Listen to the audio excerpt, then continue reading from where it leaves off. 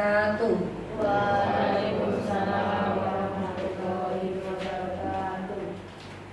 Yang terhormat Bapak Heri Purnomo selaku Kepala SD Negeri 1 Sepukerep.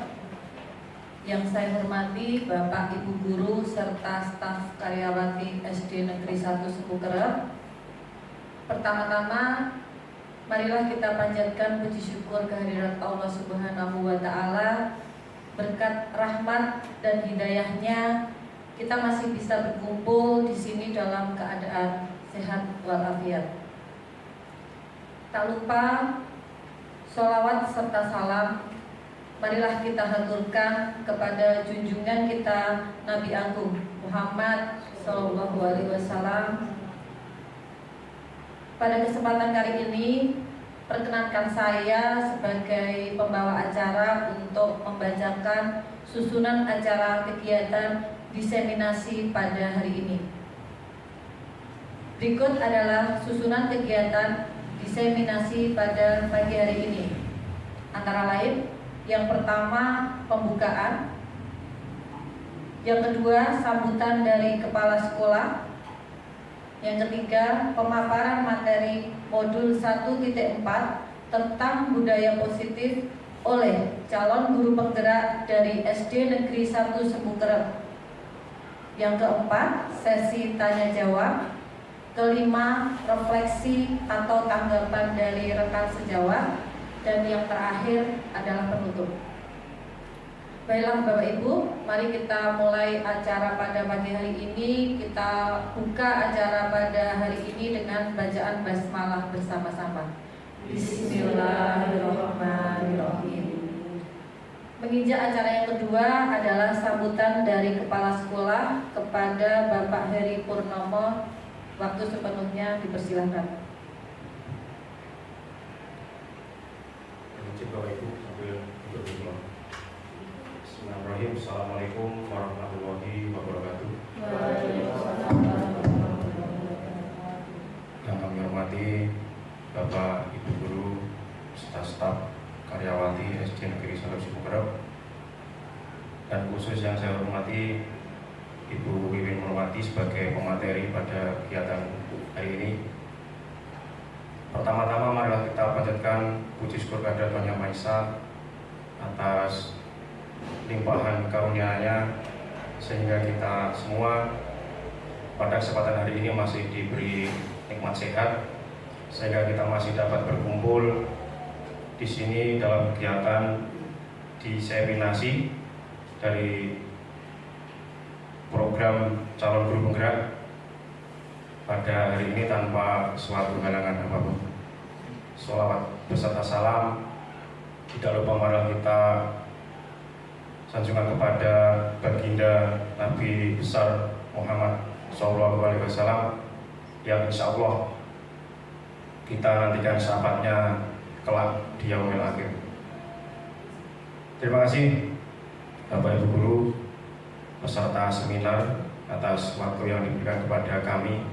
Di sini kami tidak akan berbicara panjang lebar. Intinya kami selaku yang dituakan di sini sebagai kepala sekolah sangat mendukung sekali kegiatan program calon guru penggerak.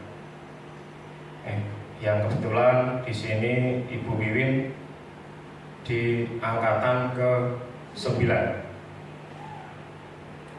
Intinya Bapak Ibu, saya sangat mendukung program guru penggerak karena apa? Di dalamnya memang kegiatan luar biasa, dan harapan kami di sini melalui calon guru penggerak ini, guru diharapkan menjadi katalis perubahan atau garda terdepan dalam perubahan di dunia pendidikan umumnya, khususnya di SD tercinta kita. Sebenarnya tidak ikut pun guru penggerak ya kita harus berpartisipasi. Tetapi berhubung ini merupakan regulasi atau aturan yang harus kita ikuti dari BPGP, Balai Besar Guru Penggerak di bawah naungan Kemendikbudristek, maka guru yang berminat dan lolos seleksi harus mengikuti program guru penggerak selama kurang lebih 6 bulan. Yang molor-molornya nanti 9 bulan. 9 bulan. Tidak begitu lama. Dan ini merupakan luar biasa sekali programnya. Dan guru yang terseleksi itu juga menurut kami luar biasa. Karena ada yang namanya seleksi, ada seleksi tertulis, ada seleksi wawancara, dan seleksi praktek mengajar. Oke. Dan harapan kami yang sudah lolos ini menggerakkan teman-temannya yang belum mengikuti guru penggerak. Sesuai dengan motonya, tergerak, bergerak, dan menggerakkan. Nah ini tugasnya Bu Wiwin mungkin pun hilang C ini kan guru penggerak GP, identitasnya sudah menjadi GP. Nanti bisa memotivasi teman-temannya yang belum berpartisipasi dalam program guru penggerak. Oke. Dengan catatan niki diterus nih. Karena apa? Karena dinamika aturan itu kan setiap saat bisa berubah. Seperti dulu ada program guru induksi, itu nggih pun ganti menteri, ganti aturan mulai. Jadi ada program guru penggerak. Yang tidak tahu ke depannya bagaimana, yang penting kami harapkan yang sudah mengikuti supaya menularkan energi positifnya kepada teman-teman yang lain. Saya kira hanya itu yang dapat saya sampaikan. Kurang lebihnya bila ada kesalahan dari kami, saya mohon maaf yang sebesar-besarnya. Billahi taufiq wal hidayah. Assalamualaikum warahmatullahi wabarakatuh. Waalaikumsalam.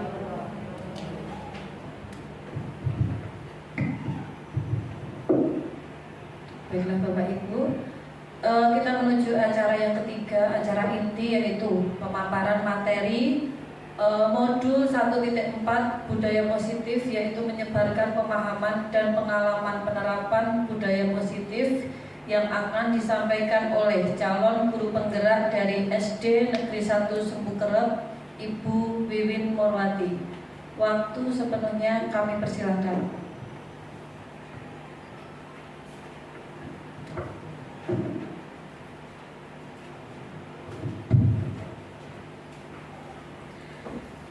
Sebelumnya, Assalamualaikum warahmatullahi wabarakatuh.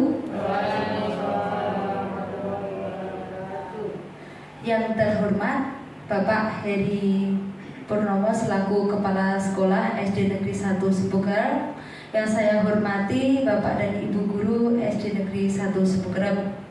Pertama-tama marilah kita panjatkan puji syukur kehadirat Allah Subhanahu wa Ta'ala, yang mana pada kesempatan kali ini kita masih diberikan rahmat hidayahnya sehingga kita masih dapat mengikuti acara diseminasi budaya positif ini dalam keadaan sehat walafiat. Amin.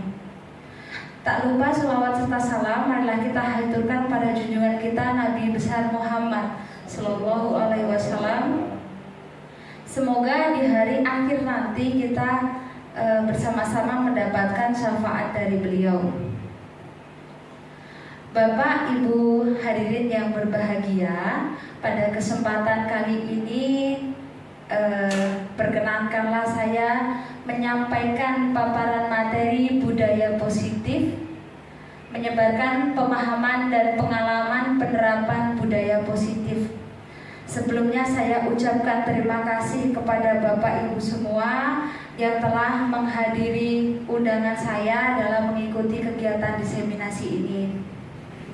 Untuk selanjutnya Bapak Ibu, jadi di sini saya melakukan kegiatan ini adalah salah satu cara saya untuk menggugurkan tanggung jawab saya menyelesaikan modul 1.4 pada pendidikan guru penggerak angkatan 9. Di sini saya adalah salah satu calon guru penggerak angkatan 9 Kabupaten Wonogiri.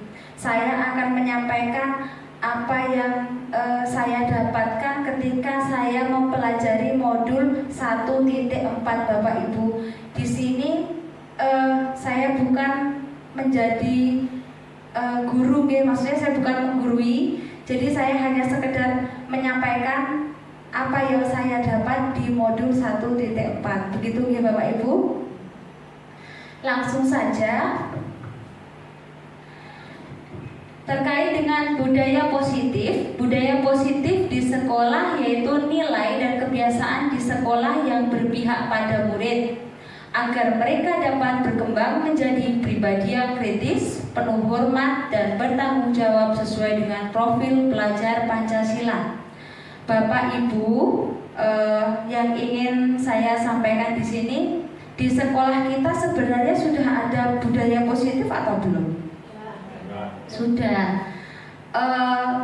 Kira-kira apa saja nih Bapak Ibu budaya positif atau kebiasaan yang ada di sekolah kita?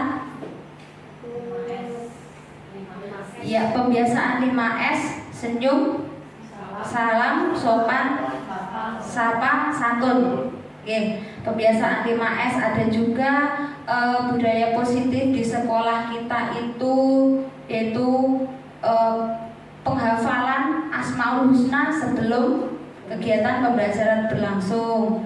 Nah, itu adalah contoh budaya positif yang ada di sekolah kita. Jadi kita sudah memiliki budaya positif yang perlu kita pertahankan dan kembangkan di sekolah kita. Makatan nggih Bapak Ibu. Lanjut.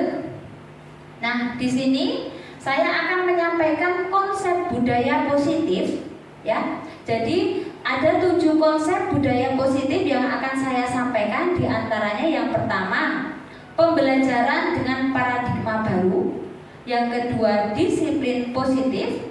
Yang ketiga, kebutuhan dasar manusia. Yang keempat, motivasi perilaku manusia. Yang kelima, posisi kontrol restitusi. Yang keenam, keyakinan kelas. Dan yang ketujuh adalah terkait dengan segitiga restitusi. Pembelajaran dengan paradigma baru di sini, paradigma belajar untuk menumbuhkan budaya positif di sekolah hendaknya sesuai dengan pemikiran Ki Hajar Dewantara, yaitu pendidikan yang berpihak pada murid. Pembelajaran dengan paradigma baru dirancang berdasarkan prinsip pembelajaran yang berdiferensiasi sehingga siswa dapat belajar sesuai kebutuhan dari tahap perkembangannya untuk dapat mewujudkan profil pelajar Pancasila. Yang harus kita ketahui ya Bapak Ibu, jadi di sini pembelajaran dengan paradigma baru itu pembelajaran harus berpusat pada murid. Jadi guru tidak lagi sebagai center pusatnya. Oke. Jadi guru di sini tugasnya adalah menuntun murid tersebut. Jadi kita gunakan, kita biarkan murid itu merdeka. Merdeka di sini bukan membiarkan mereka apa yang mereka lakukan, tapi di sini kita memberikan kebebasan pada murid. Tapi kita di sini juga berhak untuk berkewajiban untuk menuntun. Jadi menuntunnya ketika mereka itu yang mereka lakukan salah, kita juga harus menuntunnya, menasehatinya jika itu memang salah. Itu misalnya. Selanjutnya, nah di sini ada disiplin positif Bapak Ibu. Disiplin positif itu merupakan salah satu cara menerapkan budaya positif yang bertujuan untuk menumbuhkan kesadaran serta memberdayakan murid untuk melakukan sesuatu tanpa imbalan, ancaman maupun hukuman. Penerapan disiplin positif ini dipraktikkan untuk menghasilkan murid yang berkarakter, disiplin, santun, jujur, peduli, dan bertanggung jawab. Kira-kira disiplin positif yang sudah pernah kita terapkan apa nih Bapak Ibu? Untuk anak-anak bertanggung jawab. Contohnya misalnya ketika kita memberikan tugas, mereka melaksanakan dengan penuh tanggung jawab. Santun. Nah, santun di sini juga sudah sering mereka lakukan. Kemudian disiplin, ya. Disiplin sudah sering juga dilakukan oleh anak-anak. Jadi kita sebagai Bapak Ibu guru juga sudah mencontohkan bagaimana disiplin, terutama yang terlihat ketika Bapak Ibunya hadir tepat waktu, pasti anak-anaknya juga hadir dengan tepat waktu. Itu terkait dengan disiplin. Santun juga sudah dilaksanakan. Peduli. Nah, peduli ini juga terlihat sekali ketika ada temannya yang sakit.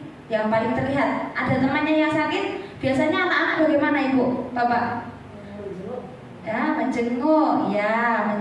Kemudian ketika sakitnya di sekolah, antusias mereka ketika dia tidak bisa menolong temannya, dia pasti langsung melaporkan kepada Bapak dan Ibu guru. Ini penerapan disiplin positif yang sudah kita laksanakan. Selanjutnya di sini ada nilai-nilai kebajikan.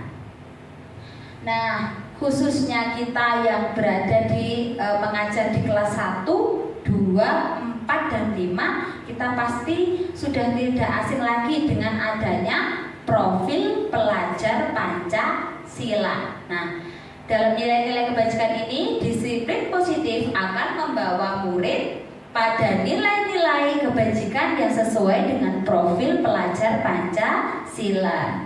Nah, profil pelajar Pancasila itu ada 6 di antaranya beriman dan bertakwa pada Tuhan Yang Maha Esa serta berakhlak mulia, berkebinekaan global, bergotong royong, mandiri, bernalar kritis, dan juga kreatif. Tentunya bagi Bapak Ibu guru yang sudah melaksanakan implementasi kurikulum Merdeka pasti sudah paham dan hafal betul dengan profil pelajar Pancasila. Mungkin murid-muridnya juga sudah hafal Ibu? Ya, cara menghafalkannya sangat mudah, menggunakan apa Ibu? Lagu. Ya, menggunakan lagu. Nah, kalau menggunakan lagu biasanya anak-anak itu lebih mudah untuk memahami. Begitu ya? Bisa saya lanjutkan. Nah, di sini Bapak Ibu, saya juga akan menyampaikan terkait dengan kebutuhan dasar manusia. Nah, kebutuhan dasar manusia di sini ada 5. Mari kita perhatikan bersama-sama. Ada 5 di sini. Yang pertama bertahan hidup. Yang kedua kasih sayang dan rasa diterima. Yang ketiga penguasaan. Yang keempat kebebasan. Yang kelima adalah kesenangan. Mari kita perhatikan baik-baik dari kelima kebutuhan dasar manusia tersebut, karena di sini nanti akan saya tampilkan sebuah kasus Bapak Ibu yang terkait dengan kebutuhan dasar manusia. Di sini kasusnya adalah Budian, seorang guru kelas 2 SD Negeri 1 Sempukerem, sedang bingung menghadapi ulah salah satu murid di kelas bernama Akbar. Beberapa anak telah menemui Budian dan mengeluhkan Akbar yang seringkali meminta bekal makan siang mereka dengan paksa. Jika Anda menghadapi situasi seperti Budian, apa yang akan Anda lakukan? Menurut Anda, kira-kira apa alasan Akbar melakukan tersebut? Nah, dari kasus ini mari kita mengingat kembali kira-kira kebutuhan dasar yang dibutuhkan Akbar itu sebenarnya apa saja. Akbar yang seringkali meminta bekal makan siang mereka, teman-teman mereka dengan paksa. Teman-teman Akbar dengan paksa itu kira-kira kebutuhannya apa saja? Mari kita ingat kembali, ada bertahan hidup, kasih sayang dan rasa diterima, penguasaan, kebebasan dan kesenangan. Nah, di sini dalam konteksnya penerapan disiplin positif, Budian sebaiknya mencari tahu alasan Akbar melakukan tindakan tersebut agar mengetahui kebutuhan mana yang sedang berusaha dipenuhi oleh Akbar. Ada 5, kira-kira ini nanti termasuk yang mana? Nomor 1, Akbar lapar dan orang tuanya tidak membawakan bekal makan siang. Kira-kira termasuk kebutuhan yang mana? Bertahan hidup. Oke, termasuk kebutuhan bertahan hidup. Yang kedua, teman-teman Akbar menjadi perhatian ke Akbar. Kira-kira kebutuhan yang mana yang dibutuhkan oleh Akbar? Kasih sayang. Kasih sayang dan rasa diterima, ya. Yang ketiga, Akbar merasa hebat karena temannya merasa takut dan menuruti keinginannya. Kira-kira kebutuhan dasar apa? Penguasaan. Oke. Kebutuhan penguasaan, ya, kebutuhan yang dibutuhkan Akbar.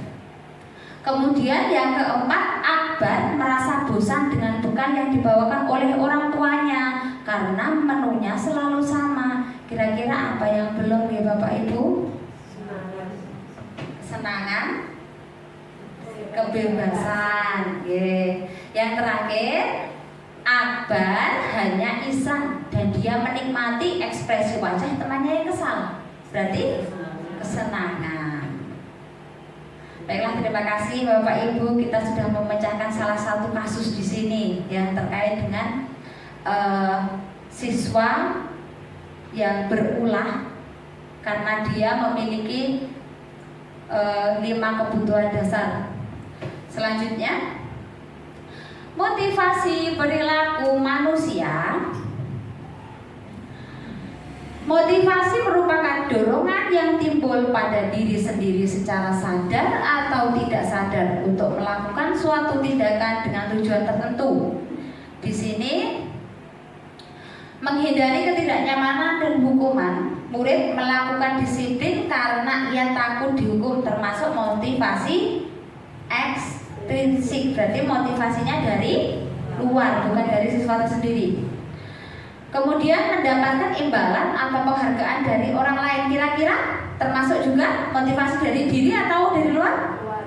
Ya, murid melakukan disiplin diri karena ia ingin mendapatkan imbalan, itu juga termasuk motivasi ekstrinsik. Kemudian di sini ada motivasi menghargai nilai-nilai kebajikan diri sendiri.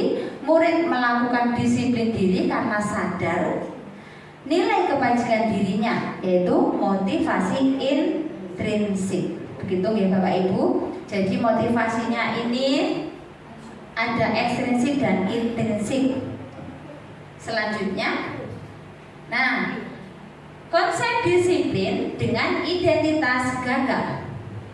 Di sini ada yang berupa hukuman, ada juga yang penghargaan. Jadi penghargaan itu sebenarnya termasuk ke dalam konsep disiplin dengan identitas gagal.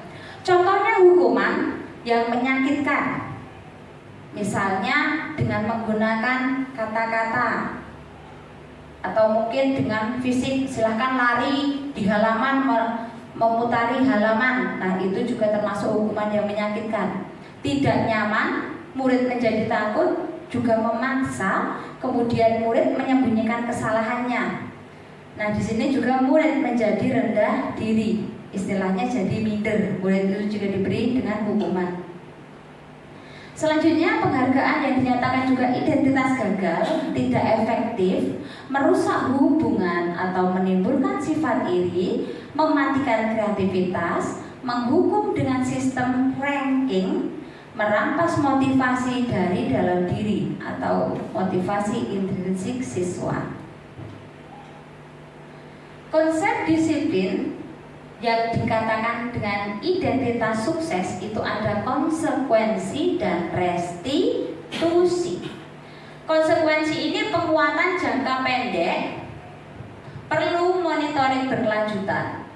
Murid menghormati peraturan, mendorong kepatuhan, dan murid belajar taat peraturan. Kemudian kehilangan hak dan waktu untuk merenungi kesalahan. Itu konsekuensi. Restitusi di sini, murid bertanggung jawab untuk perilakunya. Jadi bagaimana caranya murid itu mencari solusinya sendiri. Yang kedua, fokus pada pemecahan masalah dan masalah jangka panjang. Yang ketiga, murid menghargai dirinya dan orang lain. Kemudian dirinya sendiri yang memegang kendali kontrol. Kemudian murid bersemangat untuk memperbaiki diri. Selanjutnya di sini ada konsep disiplin dengan menggunakan pendekatan restitusi. Nah, di sini Bapak Ibu, pengertian restitusi sendiri itu adalah proses menciptakan kondisi bagi murid untuk memperbaiki kesalahan mereka sehingga mereka bisa kembali pada kelompok mereka dengan karakter yang lebih kuat. Restitusi membantu murid menjadi lebih memiliki tujuan, disiplin positif, dan memulihkan dirinya setelah berbuat salah. Ciri-ciri restitusi di sini, nah, yang pertama bukan menebus kesalahan, namun untuk belajar dari kesalahan. Kemudian memperbaiki hubungan. Restitusi juga termasuk tawaran, bukan paksaan. Restitusi itu menuntun untuk melihat ke dalam diri. Restitusi itu mencari kebutuhan dasar yang mendasari tindakan. Restitusi diri adalah cara yang paling baik. Restitusi itu fokus pada karakter, bukan pada tindakan. Restitusi itu fokus pada solusi dari permasalahan. Dan yang terakhir untuk ciri-ciri restitusi adalah mengembalikan murid yang berbuat salah pada kelompoknya. Nah, selanjutnya Bapak Ibu, dari yang saya jelaskan tadi, mari kita pecahkan. Kira-kira dari ketiga ini, di sini ada perbedaan penggunaan hukuman, konsekuensi, dan restitusi. Contoh kasus siswa makan saat pelajaran di kelas. Mari kita kira-kira dari ketiga tabel ini yang termasuk hukuman yang mana, konsekuensi yang mana, restitusi yang mana. Kita lihat, guru menghukum siswa tersebut dengan berdiri di luar kelas selama 30 menit. Guru marah dan murid menjadi takut. Termasuk apa Bapak Ibu? Hukuman. Termasuk hukuman. Selanjutnya, guru memberikan konsekuensi sesuai peraturan bahwa siswa tersebut harus membuat surat pernyataan bahwa tidak akan makan saat pelajaran di kelas. Guru tegas dan siswa menghormati peraturan. Termasuk konsekuensi atau restitusi Bapak Ibu? Termasuk konsekuensi. Baiklah, selanjutnya guru menanyakan keyakinan kelas dan membantu siswa mencari solusi untuk menyelesaikan masalahnya sendiri. Guru terbuka dan siswa menghormati dirinya dan juga orang lain. Termasuk apa Bapak Ibu? Restitusi. Baiklah. Nah, selanjutnya kita menginjak ke posisi kontrol. Yang pertama di sini adalah penghukum. Jadi guru sebagai penghukum. Yang kedua, guru sebagai pembuat rasa bersalah. Yang ketiga, guru sebagai teman. Yang keempat, guru sebagai pemantau. Dan yang kelima, guru sebagai manajer. Bagaimana gitu Bapak Ibu? Untuk posisi 5 posisi tersebut adalah di sini untuk motivasinya termasuk identitas gagal itu ketika seorang guru menjadi guru penghukum dan pembuat orang merasa bersalah. Itu termasuk ke dalam identitas gagal karena motivasinya dari luar. Kemudian motivasi yang dari luar lagi, identitas berhasil atau sukses meskipun mendapat motivasi dari luar. Jika guru sebagai teman dan pemantau. Tapi di sini ada identitas yang berhasil dan sukses jika motivasinya dari diri, yaitu jika guru sebagai manajer. Nah, di sini yang akan saya sampaikan, ketika menjadi seorang penghukum itu perbuatannya adalah guru itu menghardik, menunjuk-nunjuk, menyakiti atau menyindir. Itu sebagai penghukum. Untuk membuat orang merasa bersalah, di sini berceramah dan mengatakan seharusnya, ibu kecewa, itu membuat orang merasa bersalah. Kemudian guru sebagai teman membuatkan alasan-alasan untuk muridnya. Dan di sini ada guru sebagai pemantau, yaitu menghitung dan mengukur.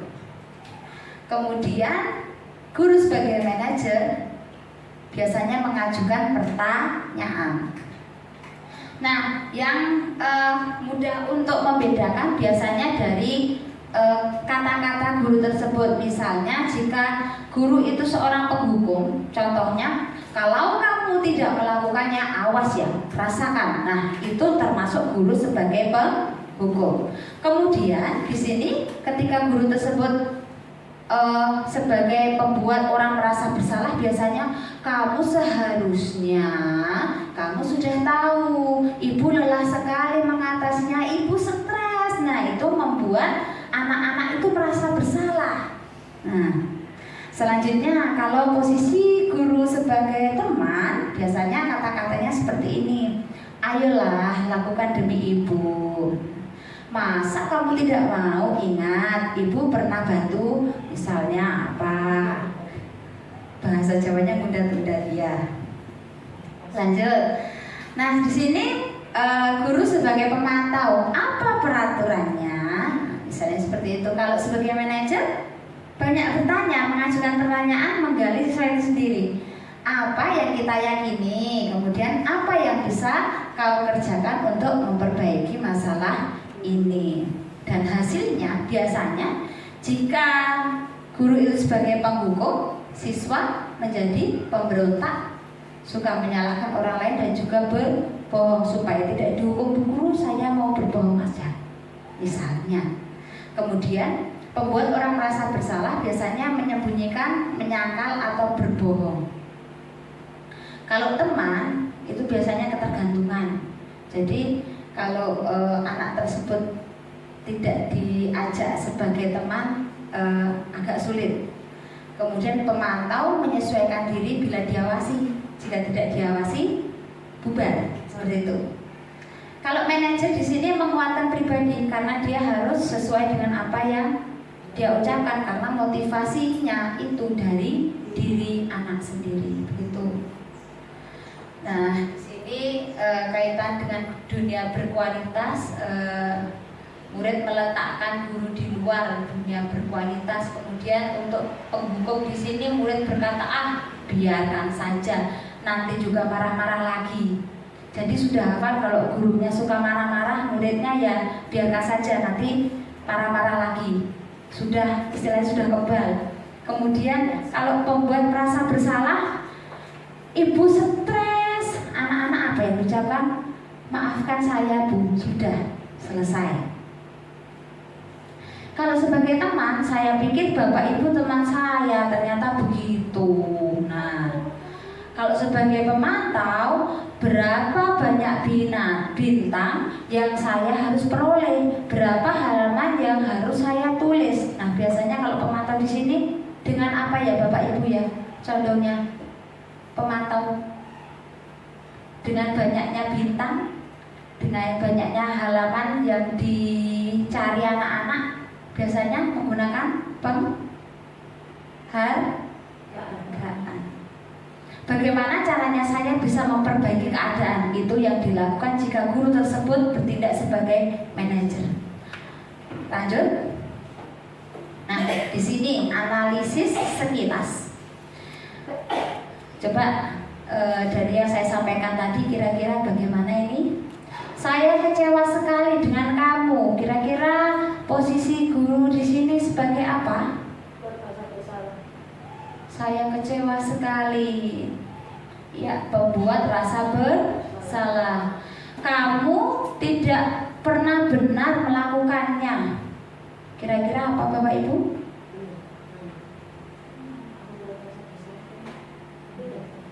Berbeda. Sebagai penghukum, kamu itu tidak pernah benar melakukannya. Nah, adanya dia itu selalu tidak benar. Nah, itu penghukum. Kemudian, ayolah lakukan demi ibu. Kira-kira apa? Sebagai teman. Mudah ini. Apakah kamu mau mendapatkan stiker bintang hari ini? Apa tadi? Pemantau. Jadi pemantau di sini biasanya anak-anak termotivasi kalau dapat penghargaan dari gurunya. Selanjutnya, bagaimana kamu bisa menyelesaikan masalah ini? Sebagai manajer. Terakhir, kamu selalu yang paling terakhir. Apa? Penghukum atau membuat rasa bersalah? Penghukum. Oke, begitu ya Bapak Ibu ya. Nah, sekarang akan saya lanjutkan terkait dengan materi keyakinan kelas. Mengapa keyakinan kelas? Mengapa tidak peraturan kelas saja? Di sini, mengapa kita memiliki peraturan tentang penggunaan helm pada saat mengendarai kendaraan roda 2? Mengapa kita memiliki peraturan tentang penggunaan masker dan mencuci tangan setiap saat? Nilai-nilai keselamatan atau kesehatan inilah yang kita sebut sebagai suatu keyakinan. Jadi kita memiliki peraturan penggunaan helm, itu termasuk ke dalam nilai keselamatan. Ketika ada peraturan penggunaan masker dan mencuci tangan setiap hari, itu terkait dengan nilai kesehatan. Nah, dari kedua nilai itu, nilai-nilai kebajikan universal yang disepakati secara tersirat dan tersurat, lepas dari latar belakang suku, negara, bahasa maupun agama. Nah, di sini contoh kegiatan membuat keyakinan kelas yang telah saya laksanakan di kelas. Jadi di sini saya mengajak siswa untuk membuat keyakinan kelas. Dokumentasinya Bapak Ibu. Saya lanjutkan ya. Keyakinan kelas, bagaimana pembentukan keyakinan kelas? Keyakinan kelas bersifat lebih abstrak daripada peraturan yang lebih rinci dan konkret. Keyakinan kelas berupa pernyataan-pernyataan universal, kemudian pernyataan keyakinan kelas senantiasa dibuat dalam bentuk positif. Keyakinan kelas hendaknya tidak terlalu banyak sehingga mudah diingat dan dipahami oleh semua warga kelas. Keyakinan kelas sebaiknya sesuatu yang dapat diterapkan di lingkungan tersebut. Jadi ketika anak tersebut tidak bisa menerapkan, sebaiknya juga tidak dibuat keyakinan kelas. Semua warga kelas hendaknya ikut berkontribusi dalam pembuatan keyakinan kelas lewat kegiatan curah pendapat. Jadi sebelum membuatnya, biarkan anak-anak mengeluarkan pendapat apa yang mereka rasakan akan mereka yakini. Bersedia meninjau kembali keyakinan kelas dari waktu ke waktu. Jadi keyakinan kelas itu bisa sewaktu-waktu ditambahkan. Ya, jadi disesuaikan dengan apa yang kita butuhkan di dalam kelas, begitu. Selanjutnya, di sini akan saya sampaikan adalah terkait dengan segitiga restitusi. Apa itu segitiga restitusi? Segitiga restitusi ini adalah suatu proses dialog yang dijalankan oleh guru atau orang tua agar dapat menghasilkan murid yang mandiri dan bertanggung jawab. Proses dialog ini digambarkan pada ketiga sisi segitiga restitusi. Gambarnya segitiga restitusi seperti itu. Kemudian tahapan segitiga restitusinya, yang pertama menstabilkan identitas, yang kedua validasi tindakan yang salah, yang ketiga menanyakan keyakinan. Nah, menstabilkan identitas itu untuk membuat anak yang merasa gagal karena berbuat salah menjadi positif terhadap dirinya. Jadi meskipun dia sudah berbuat salah, tapi dia tidak terlalu istilahnya tidak terlalu menyalahkan dirinya. Berbuat salah itu tidak apa-apa. Nah, jadi kita perlu membuat dia itu jangan sampai dia itu gagal. Tidak ada manusia yang sempurna. Nah, ini kata-katanya yang bisa digunakan untuk mereka. Saya juga pernah melakukan kesalahan seperti itu. Nah, kemudian kita bisa menyelesaikannya hari ini. Nah, kemudian Bapak Ibu tidak tertarik mencari siapa yang salah, tapi Bapak Ibu ingin mencari solusi dari permasalahan ini. Kamu berhak merasa begitu. Apakah kamu sedang menjadi teman yang baik buat dirimu sendiri? Nah, jadi kita memberikan pertanyaan agar siswa tersebut tidak merasa gagal, tidak terlalu istilahnya menyalahkan dirinya. Begitu. Pada bagian validasi tindakan yang salah di sini, membantu siswa mengenali basic needs, kebutuhan dasar yang ingin dipenuhinya ketika melakukan kesalahan itu. Nah, biasanya Bapak Ibu guru mengatakannya dengan seperti ini, kamu bisa saja kan melakukan hal yang lebih buruk, tapi kamu tidak melakukannya kan? Nah, kamu pasti punya alasan melakukan hal itu. Nah, kemudian ada juga kamu patut bangga pada dirimu sendiri karena kamu telah melindungi sesuatu yang penting buatmu. Kemudian di sini kamu boleh mempertahankan sikapmu itu, tapi kamu harus menambahkan sikap yang baru. Nah, ini pada validasi tindakan yang salah. Kemudian menanyakan keyakinan, anak melihat kesalahannya dihubungkan dengan norma sosial dan nilai-nilai yang mendasari manusia berinteraksi dengan orang lain. Contohnya dengan menggunakan bahasa seperti ini. Keyakinan kelas apa yang telah kamu langgar? Kemudian contohnya, atau dengan menggunakan nilai-nilai universal apa yang telah kita sepakati? Apa bayangan kita tentang kelas yang ideal? Atau mungkin dengan mengatakan kamu mau jadi orang yang seperti apa? Atau mungkin dengan apa yang kamu rasakan ketika kamu melakukan itu, kamu menjadi orang yang seperti apa? Nah, jadi ini tadi adalah tahapan-tahapan dari segitiga restitusi. Berikut saya akan menanyakan contoh penerapan segitiga restitusi yang telah saya laksanakan.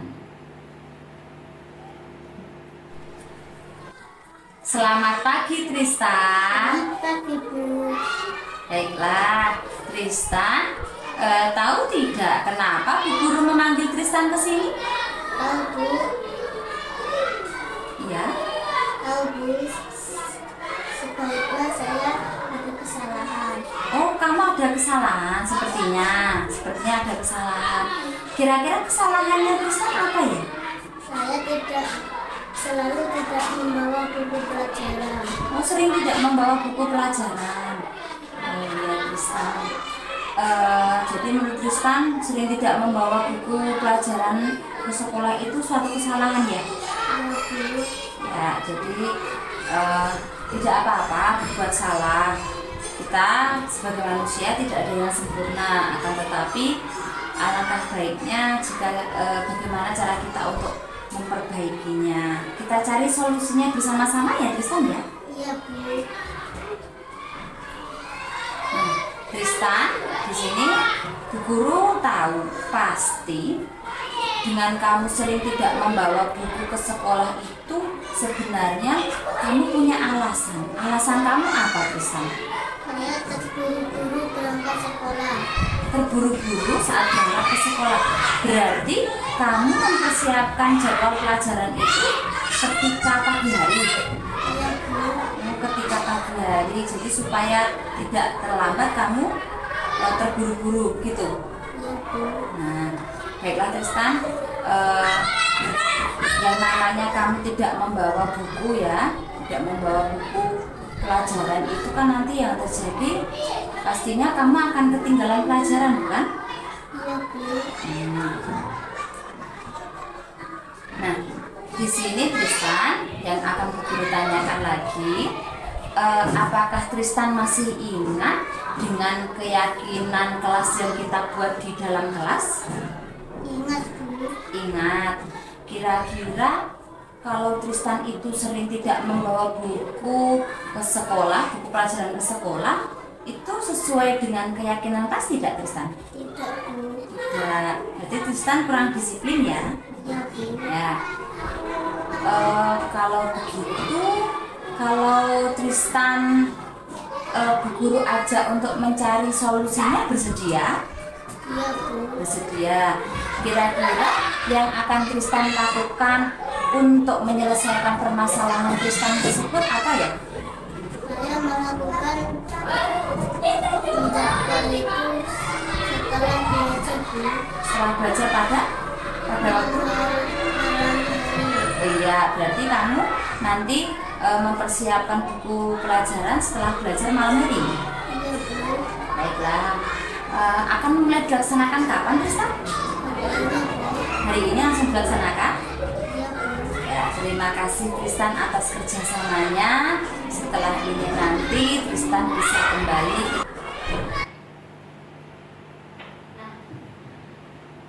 Nah, itu tadi Bapak Ibu, jadi salah satu contoh penerapan segitiga restitusi yang telah saya laksanakan, dan dari rangkaian yang telah saya sampaikan ini tadi, penutupnya adalah dalam penerapan program disiplin positif, hendaknya guru memiliki standar kepribadian, profesional, dan sosial yang baik, di mana guru mampu merefleksi pada posisi kontrolnya saat ini, bagaimana perjalanan dirinya sebagai seorang among atau posisi manajer yang menuntun murid-murid menjadi insan yang mandiri, merdeka, dan bertanggung jawab. Nah, semoga sesi belajar kita ini akan membawa manfaat untuk kedepannya. Terima kasih Bapak Ibu. Berikut pemaparan yang dapat saya sampaikan terkait dengan budaya positif yang telah saya pelajari pada modul 1.4. Jika ada kekurangan dalam saya menyampaikan, saya mohon maaf. Kemudian saya ucapkan sekali lagi saya ucapkan terima kasih kepada Bapak Ibu atas perhatiannya.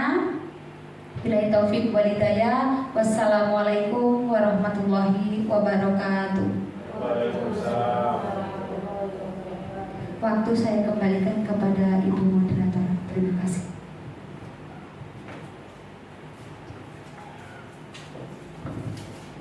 Baik Bapak Ibu, demikian tadi pemaparan materi dari Ibu Wiwi Murwati.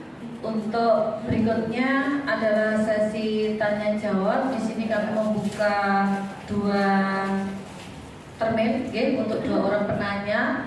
Monggo Bapak Ibu yang akan menyampaikan pertanyaan, masukan atau yang lainnya kami persilahkan dengan mengajukan tangan terlebih dahulu. Silahkan Bapak Ibu. Baik, yang pertama ada Ibu Gunanti dan juga Ibu Hanita. Yang pertama Bu Gunanti terlebih dahulu.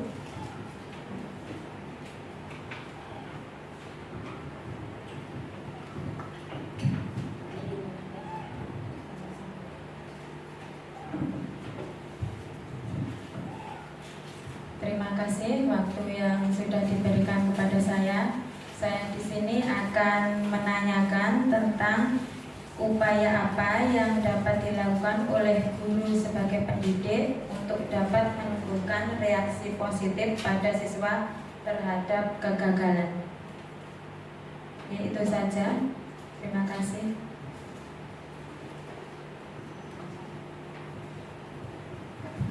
Baiklah Ibu, dari pertanyaan Ibu Gunanti, upaya apa yang dapat dilakukan oleh guru sebagai pendidik untuk dapat menumbuhkan reaksi positif pada siswa terhadap kegagalan.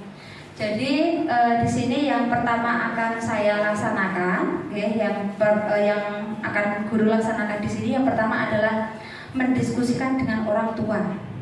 Nah, jadi berdiskusi dengan orang tua terkait dengan siswa tersebut. Kira-kira menggali bagaimana siswa tersebut di rumah, kemudian mungkin siswa tersebut pernah mencurahkan isi hatinya kepada orang tua. Jadi intinya yang pertama adalah melakukan diskusi dengan orang tua. Yang kedua di sini kita juga memberikan motivasi, Bapak Ibu. Jadi motivasi kita bagaimana caranya kita memberikan motivasi tersebut bahwasanya kegagalan itu adalah keberhasilan yang tertunda. Pasti nanti siswa tersebut dapat meraih kesuksesan. Yang penting tetap bersemangat, seperti itu. Kemudian kita sebagai guru juga bisa menawarkan bantuan mungkin.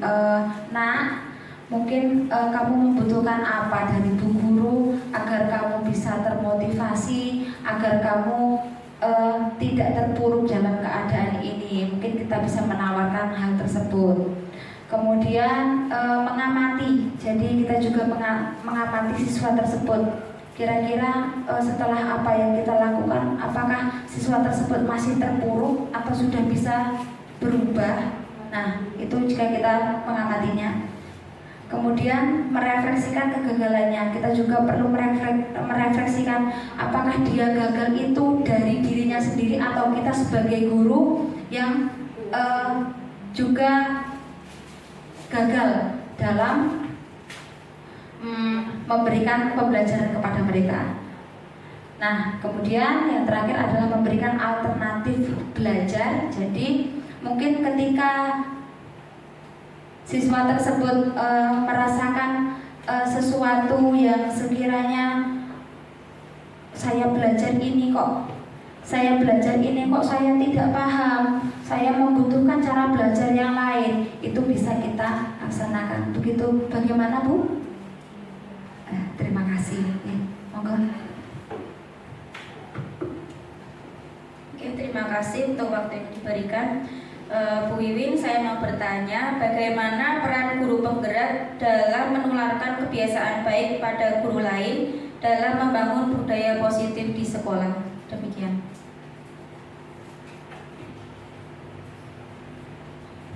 Baiklah Bu, terima kasih atas pertanyaannya. Saya akan langsung menjawab. Jadi tadi bagaimana peran guru penggerak dalam menularkan kebiasaan baik kepada guru lain dalam membangun budaya positif di sekolah ini. Jadi peran guru penggerak dalam menularkan kebiasaan baik kepada guru lain dan peserta didik dalam membangun budaya positif itu dengan menguatkan apa yang sudah menjadi budaya dan iklim baik di sekolah. Menguatkan apa yang menjadi budaya dan iklim baik di sekolah. Tadi di awal saya menyampaikan di sekolah kita sudah ada budaya baik. Nah, kita pertahankan budaya tersebut. Kemudian penerapan disiplin positif. Kemudian 5S ya, penerapan 5S, senyum, sapa, salam, sopan, santun, itu selalu kita terapkan kepada anak didik kita. Kemudian juga dengan yang paling utama menjaga kebersihan lingkungan. Nah, itu karena menjaga kebersihan lingkungan itu juga bisa mempengaruhi bagaimana nanti anak-anak berkonsentrasi di dalam kelas atau di luar kelas saat kegiatan pembelajaran, dan juga terkait dengan kesehatan jika kita selalu membersihkan lingkungan. Begitu Ibu. Baiklah, terima kasih. Saya kembalikan kepada moderator. Silakan. Demikian tadi untuk sesi tanya jawab sudah terjawab oleh Ibu Wiwin Purwati. Berikutnya adalah refleksi atau tanggapan dari rekan sejawat bagi Bapak Ibu yang akan memberikan umpan balik ataupun refleksi terkait kegiatan pada hari ini. Kami persilahkan. Bu Parianti, monggo silakan.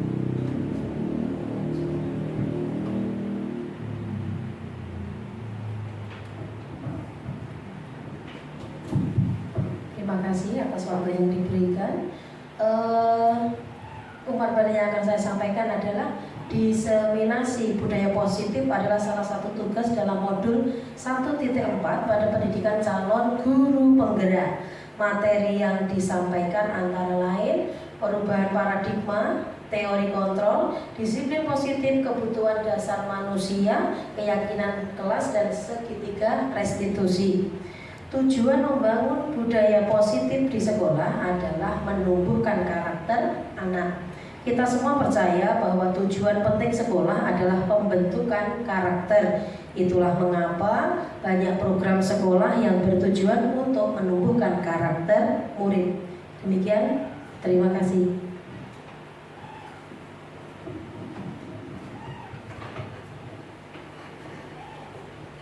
Baik, terima kasih kepada Ibu Parianti atas refleksi yang telah diberikan.